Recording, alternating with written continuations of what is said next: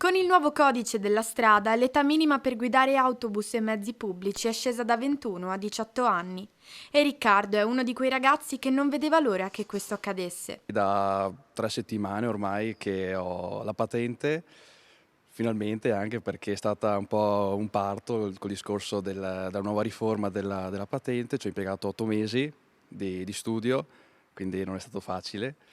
E adesso che ho realizzato il tutto, per me è una soddisfazione enorme. Oggi è autista della Battistuzzi Autoservizi, per lui non solo un sogno che si realizza, ma anche una grande responsabilità. Ha la patente ma non ha l'esperienza e allora sta a noi adesso nei prossimi mesi e anni costruirgli anche l'esperienza, step to step, prima con mezzi più piccoli, in affiancamento a qualche autista, insegnandogli cosa vuol dire essere in strada, prima di tutto la sicurezza. Un percorso cominciato molto prima, tra passione, studio e tante ore di pratica. Già nel piccolo, nel nostro piccolo, abbiamo cominciato a pensare a fare una piccola academy. Infatti Riccardo, il ragazzo che avete intervistato e che è qui con noi e ha la patente, noi l'abbiamo preso ancora in periodo in cui non era possibile integrarlo al 100% in azienda, ma integrarlo nella mentalità. Quindi ha cominciato a capire come funziona questo lavoro, si è inserito molto bene qui, ha capito come funziona anche il meccanismo degli autobus che non sono camion, quindi ha a che fare con gente, ha a che fare con persone, con bambini, con adulti, con stazioni sociali diverse. Una passione che torna finalmente a coinvolgere i più giovani,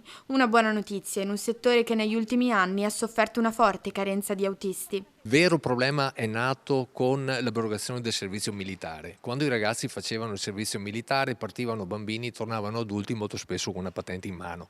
La convertivano da militare a civile e quindi era un serbatoio, un bacino d'utenza per noi importante. Con l'abrogazione del servizio militare ci siamo trovati nel tempo spiazzati. Da qui la proposta del titolare per invertire la rotta. E solleciterei proprio la politica a dire: affidateci gli incarichi di fare queste piccole academy all'interno delle nostre aziende.